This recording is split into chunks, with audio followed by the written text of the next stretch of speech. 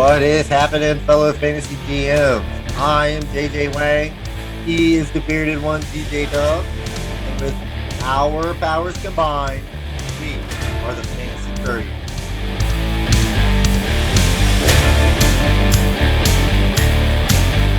Hey, JJ Wang. It is Tuesday, week 4's in the books. I can officially say this was a roller coaster of a week on my teams. How about you? Roller coaster, and I feel like my roller coaster was definitely on the uphill this week. It's probably the best fantasy week that I've had all week. So, man, I'm feeling really good about myself right now. So, I'm really happy. Other than all these losses I've been taking the last 3 weeks, have finally paid off with some wins here. How you doing? I'm glad that we do weekly podcasts this fall and that people don't go back and find out what's going to happen last week after everything that I suggested last week being a dumpster fire. I'll hit on a little bit of that later on, but I was like, oh man, I just gotta quit this. I'm not right. I got up bright and early Sunday. I was all excited. I did an Instagram thing telling everybody, grab Derek Carr. Derek Carr's the man. He is gonna be a stud. He's not a top 5, he's a top 12. You want him to be your QB1, the late QB1, go for it. Keep him, we're rolling with him, and then Yeah, that's how I've been on the first 3 weeks, man. I feel like everything I was saying was wrong. I feel like it's yeah. finally coming back. Gotta stay true, and it'll work its way out. But yeah, if you still believe in us, check us out on Twitter. Email us at thefantasycouriers@gmail.com. If they're working, check us out on Facebook and Instagram. I think they're finally up and going again.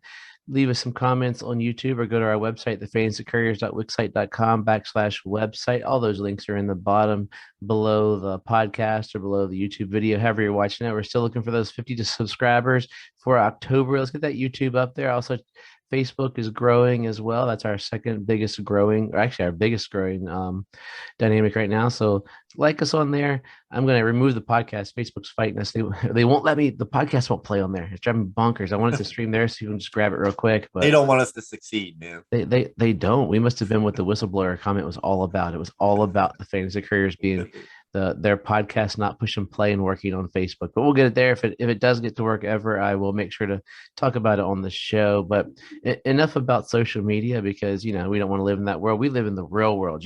Fantasy football, baby, unicorn football. Only So world that matters. your weekend, I thought about you, and with some big news, we're talking about some injuries here, and this first injury, I just seems to be near and dear to your heart. Your boy in Chicago. Yeah, David Montgomery. I've been a David Montgomery fan since he's come in the league. I liked all the hype that was on him. Took him a while to actually get going, but he's been playing really well. He's that solid RB2 that you can count on. And unfortunately, this in one of my leagues, in Trust the Process, this is my third running back that's going to go down. Dobbins, then Akers, now Montgomery. Running out of running backs, but yeah, this one hurt a little bit. I mean, a lot of people depended on him. Like, he was like this last 2 weeks been, well, not last 2 weeks, but this week he was pretty solid. 2 touchdowns. Offense looked a little better. The good news is, I guess, I don't think they think he tore his ACL. Yeah. So maybe 2 or 3 weeks he could be back. Opens up a little room for those other running backs, I guess. Yeah, we didn't put him in the bottom. Are you grabbing Damien Williams? Do you think should he be top waiver priority pickup, or does it depend on your team? Not really sure. I think he come down with a little injury too. I believe it was like a thigh bruise. I think he'll play. He's not on any of my teams. No. Most of the dynasty leagues that I'm in, Williams is already picked up, so I never really went after him. I'll just have to pivot to find something else. I have to go make a trade, I guess, somehow. Khalil Herbert, baby. Khalil Yeah, Herbert, flex on him. I do got Khalil Herbert in a couple spots. I'm hoping for him. I'm rooting for him. So the next guy, Logan Thomas, come down with a hammy. That's always bad news when the guy goes off with a hamstring injury. I know you're a fan. He was that guy that we had talked at one point about listing guys we think that are going to make us look like super big fools this year rather. And I was thinking Logan Thomas was going to be that guy. And well, so far he's doing a good job of making my I think tight end 15, 17 rankings look pretty bad. But this might balance me out. But with any guys, that's what it takes to, if you look like a fool, because he was getting his through the first couple weeks, not like stat crazy, but for a tight end, he was rolling, and then kerplunk. Yeah, it happens. Like I said, the injuries aren't as bad this week as they have been in the past, but there's been a couple solid injuries. Like I said, I wasn't a big Logan Thomas guy. I didn't have him anywhere. I think the biggest injuries this year were the two quarterbacks. Teddy B go down with a concussion, and then Jimmy G hurt his calf. I mean, I don't like to see anybody get hurt before I say anything. I don't like seeing anybody get hurt, but I really do like seeing Jimmy G go down. I mean, it No. really puts a really puts a smile on my face. I know I shouldn't say stuff like that, but I have no. It's not even that. I know what you're saying as a Trey Lance truther. I have Jimmy G in two spots. I am a person who firmly believes that Jimmy G is going to. He's got many more years in this league. Next year, he will be a starting quarterback somewhere. It won't be. He's going to go the Alex Smith route. He's going to play there. It seems like they're saying he's going to. It sounds like Shanahan's saying he will be the starting quarterback if he's back in. And this isn't like a stupid Andy Dalton thing. Like Andy Dalton shouldn't be a starting quarterback. Jimmy Garoppolo is still in a time of his life where he could be a starting quarterback, and he's looked pretty good. And Trey Lance looked great. We'll talk about him in a bit, but Jimmy G, I think, still has the locker room, still has the leadership of that team. And if, as I said before the season, if they're good, he's going to keep playing for them. Lance is going to be, and then next year, Lance is going to Patrick Mahomes that team and just tear the roof off. yeah, that's what I'm thinking. We'll get into him a little later. This last guy, Shocker, dun dun dun, big last guy. Didn't I see wanted this to bring coming I this wanted to year. bring this guy up because I know how much you love him. I mean, everybody loves this guy. Actually, we know he's famous for his injuries all the time. Is Will Fuller evidently he broke a finger? I'm not sure if it was, not sure which finger it was, or it really affected him catching the ball. I don't think he's really catching that much anyway. No, But I mean, he could possibly still play with a broken finger. I'm guessing these people play with broken ribs all the time. I think Terrell Owens played with a broken leg once. I feel yeah, like a but this is broken finger could make it through. Mr. Glass. Mr. Glass here is. I saw that and I was like, Will Fuller hurt? No, that's like saying the grass is green, the sky is blue, and if your name starts with Will, you're going to have a really good game. And Will Disley had two monster games in his career. Will Fuller's had a handful of monster games in his career. That if Will Fuller was ever healthy for an entire season, dude would be he'd Be be a good. Hall of Fame receiver, but Yeah. he's never gonna be that. Not even gonna be close because the talent is there in that guy. It's just sick. Yeah, Um, he's hard to start at any time. Luckily the Dolphins stink horribly, and luckily for him, he's not gonna. They're not gonna play him next week. They're playing the Buccaneers, and they're like, let's let Will Fuller hurt while we just get brutalized. Yeah, 'Cause brutalized. Like I mean, the Dolphins game plan. Like there should be some offensive coordinators rolling on that team. Miles Gaskin had a whopping 3 carries for 7 yards. Jacoby Brissett looks like a deer in headlights, and I think it's half him. I think it's half play calling. When Devontae Parker looked pretty good except for one drop, and then they said, "Oh yeah, we have this really really good tight end named Mike Gesicki. Let's not pass to him for the first 3 quarters because that would be stupid. Let's not pass to our best athlete on offense, not named Will Fuller because he's healthy. No, let's just keep." I don't even know who. I think Jacoby Brissett just got back in the pocket and just threw the ball towards. It was ugly. Yeah, I mean, I could sit here and talk all day about coaching decisions that I think are just stupid.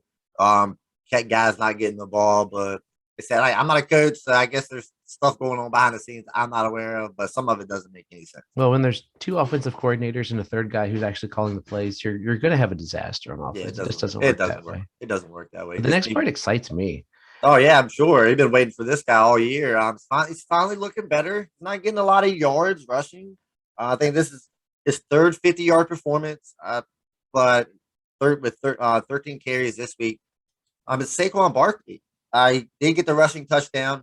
But the last 2 weeks, his receiving is finally coming back. He had 7 targets last week, six the week this week, and he's turned those into 43 yards and 74 yards and a touchdown. So he's looking better. Doesn't his running, and once he gets his running game back to full speed, I think he might be able to get back into that top 7-8 range. What do you feel? You feeling positive right now? I said I was a week early. I thought week 3, week 4. Everybody was saying October's when if you got Saquon, October's when you're gonna feel great about it. I mean, Saquon walks out of this game 126 all-purpose yards and 2 touchdowns. I'll take that any day. he doesn't need, for me personally, he doesn't need to get those rushing yards if he's going to get 5 receptions for 74 yards. You know that if he's in there, teams are loading the box. He only carried it 13 times at a, for average, but they're loading the box. So eventually they're going to stop loading the box if they ever get healthy receiver or Danny Dimes threw for 400 yards. Good grief. But then again, this is the Jekyll and Hyde Saints. So we don't even know. That's a team. If you ask me, what do I think of that team? I said, I couldn't tell you if they are good, if they are bad. I can tell you Jameis went over 200. Good grief. He's coming. He might go for his old 400 at some point, but they don't look great. Yeah, they don't look good. I mean, they're all over the place. But I mean, Barkley looks good. It's starting to look like the old Barkley. But we'll see where it gets. Like I said, it takes a while to come back from those vicious knee injuries, especially when you're as big as that dude. It's a lot of pressure. Switching over here to I guess the biggest game of the week going into the week was Pats and Bucks. Didn't turn out for Tom Brady the way we thought. That offense really lacked. I think the biggest takeaway of the whole game was Mac Jones actually was pretty decent. I think it was like 260 yards passing and 2 touchdowns. Did he have an interception? I'm not sure. I think he might have had one. I'm not really sure. But he ended up looking better than Brady did. But Brady was able to come down and get that last minute field goal. Pats had a chance. That 56-yard field goal in the rain, that was going to always be tough to make. But Pats hung close. I was surprised. I thought it was going to be a lot more of a blowout than it was. I didn't see 20 carries from Leonard Fournette coming. Tom Brady throwing 0 touchdowns. Mac had 2. Mac had 6 more yards than Brady and 2 touchdowns. And then Ronald Jones, I might as well throw him in 2 touchdowns that don't matter.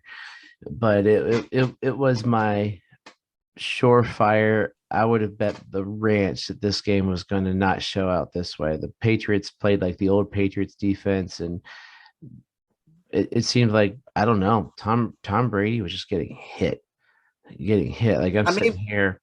Maybe Bill Belichick is a good coach. I mean, he always makes it hard on opposing quarterbacks. And this is just finally Belichick getting back at Brady, and I mean, it kind of worked. But like I said, Bucks are just overall better than the Pats. They just didn't have enough to come through. But like I said, they almost brought it. They almost pulled it off. I mean, maybe Mac Jones might be better than we thought. And also something to just note. I mean, going forward, if your team is playing against the Buccaneers defense, I don't care how good your running back is, apparently, unless it is God himself. You were not playing him in the backfield. I think Damien Harris had 4 carries for -4 yards. Yes, he did. Nelson Aguilar had 8 more yards rushing than Damien Harris. Brandon Bolden had 4 more yards. He had 1 for 0. He had more yards than Damien Harris on the ground. Like, it's just ridiculous. Yeah, nobody runs well. Once again, Myles Gaskin will get 3 carries for 7 yards next week. Maybe. Speaking of running backs, I just wanted to bring this up. It's not anything like spectacular, but I wanted to bring it up. The Ravens go with the veteran running backs. I know Murray had a touchdown, but his stat line was 18 for 58, correct? So that's about 3 yards a carry. And you're gonna not even play somebody. You're actually going to give him a healthy scratch for somebody that was averaging 5.5, 6 yards a carry. He's a younger dude, obviously. Yeah, obviously has more tread on the tires than these guys. And that's on Tyson Williams. You bench him for these veteran running backs that literally absolutely did nothing. Le'Veon Bell had 3 carries, I think. He did nothing. 4 carries, and I just don't understand that. I don't know if they just don't like the guy, or that they think the veteran running backs have more upside. But it didn't look like it to me. I mean, we're talking 58 yards on 18 carries. I'd rather have that 6-yard carry every time over that mess. Only thing that I can think out of the game, like they stunk it up with a 3.3 for Murray, 2.8 for Bell yards per carry. Devonta Freeman had the highest, but that's because he ran once for 4. The only thing I can think is that they were looking at pass protection, because Lamar did throw for 316 yards, which was the highlight of my week on one of my good teams, which had the third highest score in the league, but played against the first highest score in the league. That's always a big kick in the seat of the pants. But that pass protection is all I could figure out. They probably were thinking, hey, we're playing against the Broncos. They've got a really good run defense. We're not expecting to run a lot. So maybe let's light a fire in the kid. We want to put in these guys that we know can protect Lamar, because Lamar only had 4 yards of carry. He didn't do lights up, but Lamar got right passing. I mean, this dude named James Prochet, I remember him getting drafted, had 74 yards catching. That's kind of ridiculous. I think Duvernay had a couple of good catches too, didn't he? Yeah, he did, but the stat line wasn't tremendous. Like Duvernay, I mean, all of the receivers, it was fairly balanced between 5 and 8 targets between the top 5 receivers. So he was spread it out good. So it looks like Marquise Brown could catch too. He actually caught that long diving catch. It was actually a good catch. I was like, good job for you, man. He went with I think last week I said one of our new official sponsors for him is Gorilla Glue. I think there was some on those gloves, and he's ready to rock and roll. So it was intriguing, but that could be the only response I could see why they would set the kid. I don't know, but I do know they were really rushing to get that 100 yards for the 43rd consecutive game. I know the Broncos coach was kind of upset. He's like, why are you out there running Lamar? And Harbaugh was like, hey man, I gotta get that. We gotta get that record, man. I mean, that's important. Yeah. So I thought that was kind of interesting. 4 teams here before we get into our 3 big takeaways. I got just 3 basic comments and then throw what you think here. Are the Browns good? They've lost to Kansas City only by 4 points, beat Houston, the Bears, and Minnesota. Are the Rams and Buccaneers really vulnerable? Those are the 2 teams we thought were pretty sinking stout, and the Rams laid an egg, and the Buccaneers didn't look as strong as they could versus a rebuilding Patriots team per se. And the Raiders, are they not as good as we thought? Because they looked really flat. So Browns, Bucks, Rams, Raiders. Are any of those teams, are you worried about any of those teams, or some of those teams fool's gold? I mean, I'm not worried about Tampa Bay and the Raiders. You're not going to go through the season undefeated. You're going to lose games. I mean, that happens. You're going to have bad games. I'm not really worried about those 2 teams. The Browns and the Raiders. I think the Chargers are just better than the Raiders. I don't think. I mean, they did beat the Chiefs. So I think Raiders against the Chargers. I just think that's kind of a mismatch there. Chargers are just better. I think the Raiders are 10-7. Is that 17 games? Yeah, 10-7. Could be, yeah. I think they're right around that, around that place. Same as the Browns. Their defense is a little better than I thought. They got that great run game, but I just don't think you can get there on a run game. You're gonna have to pass eventually, and they're just not great at passing. So I mean, they're average. I mean, 9-8, something like 500 team. Once they start playing the better teams in the league, I mean, you got Houston, not good, obviously. Bears, not good. Minnesota, I don't really know what their deal is. Yeah, no clue. They are all over the place. So like I said, I'm not worried about Tampa Bay or the Rams. And the Browns or the Raiders, I think they're just average NFL teams that could look good one week and then look bad the next. And the Raiders are also in that AFC best division. So, oh man, that thing is murder's row. The whole West in general in the NFL is nobody wants to go to the West Coast to play a game. I can guarantee you that. Makes the NFL happy with those 4 o'clock slots. They're going to be pretty good to pretty good for people to watch throughout the year. Excuse me. But 3 big takeaways. My big takeaway, after I get a drink of water here, because I'm just all clogged. Sound a little rough over there. I know I have these weird allergies are hitting our family in the fall, which is a weird thing. But the Tennessee Titans, if they proved anything, it's that you need your star wide receivers. That Tannehill still almost threw for 300 yards. Derrick Henry ran 33 more times. The dude's going to die this year. But your leading receiver is your backup running back. 12 targets for Jeremy McNichols. And then it's sort of spread out amongst a bunch of guys. My boy didn't show at all, the rookie, but just a bunch of names. And they lost to the Jets. Yeah. So if anything I know was that if you have 2 stud receivers and they're both down, don't expect much. Oh, absolutely. It still amazes me.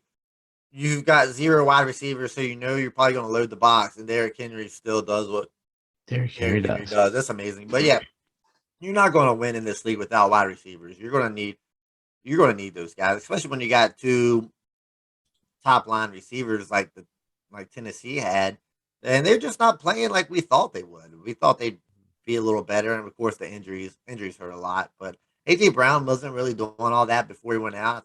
Looked Julio had awful. one. Julio had one good game. Thought they would be better. They're not as Tennessee's not as efficient as they used to be. I mean, that might be the changing coach, but yeah, you need wide receivers to win in this league. I mean, you just can't run Derrick Henry up the middle every time. Your takeaway, man. But so I'm going to jump over here to my guy. This guy's just been somehow I don't know where he come from. I mean, he's always been in the fantasy circle for a long time, waiting for it, and everybody's waiting for him to blow up. But I think this is finally the year you have to build some confidence in him, and that's Cordero Patterson. He had three receiving touchdowns yesterday. I think he's currently the number 2 ranked running back. Now he doesn't get a lot of running back play, but he is the best running back on that team because Mike Davis is doing nothing. I think Where was I wrong? yeah, Cordero had like 6 carries for 34 yards, and I think that was the best rushing performance on that team. But he gets all of his receptions there through the air. 5 for 82 for 3 touchdowns in yesterday. So far this year, he's 27 carries for 119 yards and a touchdown, and then 18 receptions for 235 yards and 4 touchdowns. That's pretty impressive. I mean, you got to start him every week, right? I guess the thing is, it depends upon what you got. Most people probably have 2 starting. I guess your team where all your running backs are dead, you might pick him up and roll with him.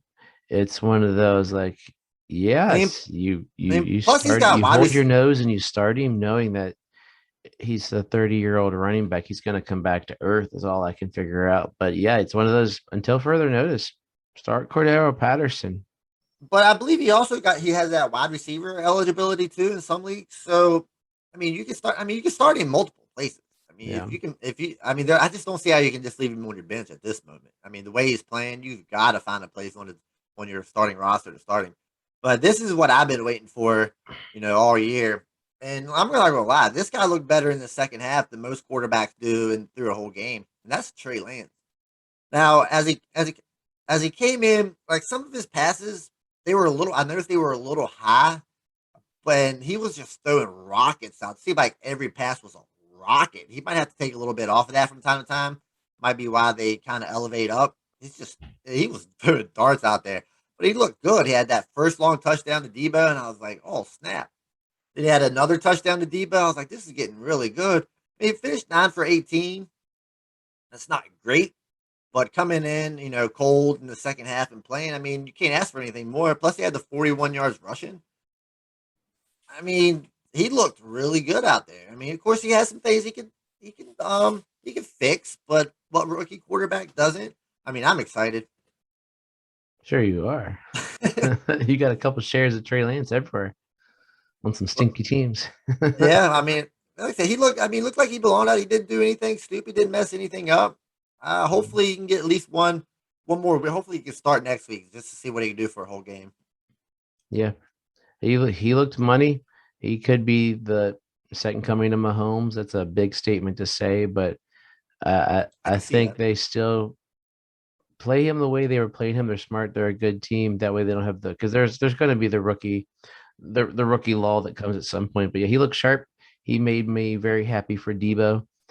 Debo just was his favorite target. And Yep. speaking of rookie favorite targets, this week might have been the coming out party for my boy Darnell Mooney.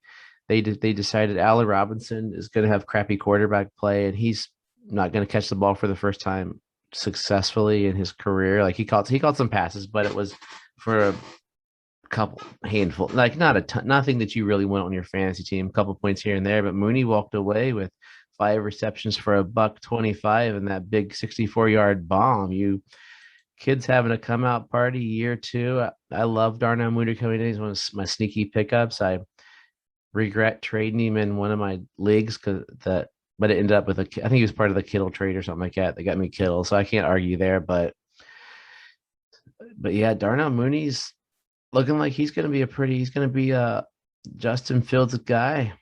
Yeah, he looks. I mean, he looks good out there. If we could just get some touchdowns out of these guys, and Fields hasn't Bills could throw these guys some touchdowns. Yeah, I think Allen Robinson. I think his best finish is like wide receiver 49 this year. So I mean, he hasn't done anything, which is crazy. Yeah, You know he's got to be getting open. If Mooney's out there getting open, you think he would have to be. But yeah, but Mooney looks good. I mean, I got him here and there. Not, I really didn't know too much about the guy coming out of school, but yeah, he looks good. yeah. He's yeah.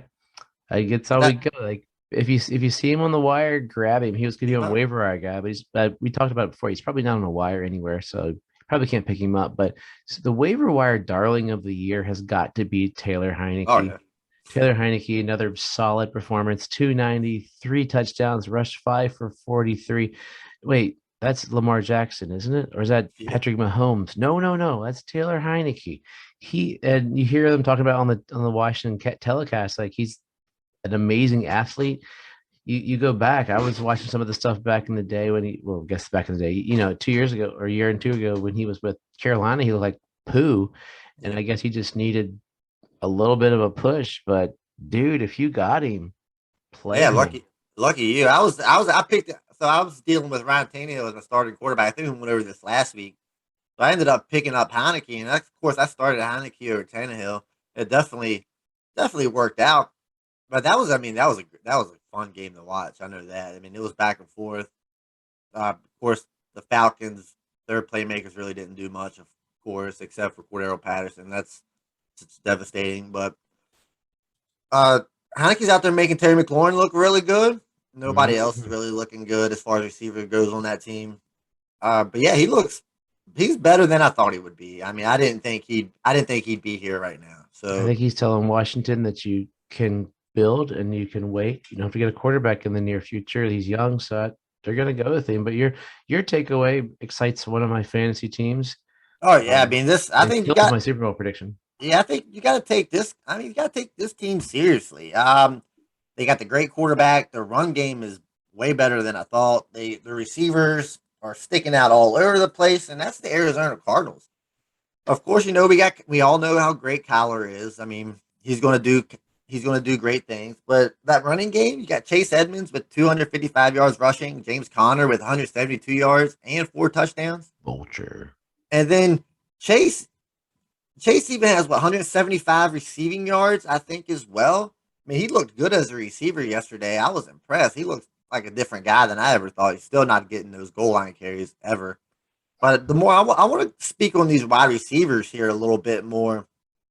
I know they've got 4 wide receivers here that's over 200 yards receiving, and then we got one that's close. So let's see, I just lost all my plays. Hold on. So we got Rondale Moore with 211, Hopkins with 225, Kirk with 244, AJ Green with 248, and Max Williams with 279. If that's not spreading the ball all over the place, I mean, that's just not possible. AJ Green or Kyler Murray is just taking advantage of that whole field. I mean, and that this team looks really good. Defense is playing good. I mean, they're undefeated in the West. I Yeah. mean, they might be for real. Yeah, but they're a fantasy disaster. I would not start any receiver on that team except for DeAndre Hopkins and then tight end Max Williams. I look at the rest. I made the mistake of starting more after that week, and Yeah. he's a rookie, obviously. AJ Green, he's old. He'll probably go up and down. DeAndre Hopkins is the only guy on there I would trust, and he's not been spectacular. I mean, he's been better than DK Metcalf, but he's not been spectacular. So if you look at the stats, DK is actually his 15th wide receiver, and D Hop is 16. 22. But Max So Williams is the guy there that I think is the of all of them. If you need a tight end and he's still there by some random thing, he's the guy you're gonna want to grab as you're moving on. But yeah, Arizona, take them seriously. They look good. Well, yeah, like I said, I picked up Max Williams. Was going to start him in the league, but then I ended up going with Dalton Schultz. I mean, that well, worked out. That worked out for me as well. But yeah, Max Williams is playing really well. I mean, like I said, that whole team. I mean, I'm surprised. I didn't think they'd be near this good. and now it's time for my favorite segment of the week, Surefire Waste of a Touchdown. So let's jump in. I have a whole bunch of touchdowns from this one game. We're looking at the Giants versus the New Orleans Saints. It looks like Jameis Winston is going to have an amazing pass. It must be Kamara, 15 yards for a touchdown. Oh wait, nope. It's my boy, Jawan Johnson, 15-yard catch receiving touchdown. And that's a total waste of a touchdown. Alvin Kamara right in 8 yards for a touchdown. Oh, wait, no, I'm sorry. Twice Alvin Kamara, 8 yards for a touchdown. Oh, wait, nope, sorry. That was our boy Hill. That's a total waste of 2 touchdowns. Oh, David Montgomery, left guard, 4 yards, touchdown. Oh, nope, sorry. That's Damien Williams. That's a waste of a touchdown. Danny Dimes steps back. There was a 52-yard bomb. We all know it's Kenny Galladay finally getting that reception, but no. John Ross. Wait, doesn't he play for the Bengals? Where'd he come from? Where has this guy been? But total waste of a touchdown. All last night, Monday Night Football, Justin Herbert, short middle, 4 yards for a touchdown. It must be Keenan Allen or Austin Eckler. Nope. It's Darnold Parham, 4-yard touchdown. Who? But still, waste of a touchdown. Oh, Carson Wentz. Oh, it's time. It's time. Pittman is going to get those touchdowns. He's going to get an 11-yard touchdown, a 3-yard touchdowns. No. Let's go visit, as our fellow podcasters call him, Gigantor, Mo Alley Cox. 2 touchdowns. I love the dude, giant mammoth of a man, but let's be honest. That's a total waste of a touchdown. Actually, total waste of 2 touchdowns as well. Yeah, I mean, I like Mo Alley Cox, but I'm not trying to see him score touchdowns, man. No. So we got 3 quick pickups of the week, and then we're gonna let you go for our Tuesdays. You're getting ready. I got 2 receivers I want you to check out. Kadarius Toney, rookie receiver from New York. With all the receivers hurt, he had a pretty solid game this week. I'd pick him up. I don't know if you'd throw him in this week unless you see that everybody not named Kenny Galladay is still out, but he had a decent coming out party for a rookie receiver that most people didn't expect much. And also Aaron Rodgers' favorite receiver, Randall Cobb, finally got acclimated back in that offense and really messed up my Devonta Adams week. So yeah, grab him, stash him. Cobb's probably one I would start before I'd start Toney, but just keep an eye out on Tony there. I think if he keeps showing up like he did this week, they might say, hey, these guys are hurt a little much. Let's give the rookie a chance. Yeah, I mean, might as well. I mean, you don't have a very good team, so let's throw him in there and see what he got. Yep. I'm going to go with another rookie as well. He's currently the RB24. I had no idea, but it's mainly coming on receptions. It's like Kenny Gainwell. He does have 2 rushing touchdowns. He's not getting much in the rushing department, but yesterday he had 8 targets for 6 catches and 58 yards. I mean, if you're getting 8 targets for a running back, I mean, that's some solid work, no matter how much rushing you're actually getting. And it seems to be the goal line back, evidently. He's getting those short yardage carries. I'm not really sure how that's working out. He's not that big of a dude. But, yeah, if he's out there, I'll pick him up. Like I said, I don't know if you can really start him yet, but he does seem to be digging into the offense a little bit. So maybe there's a chance. Yep.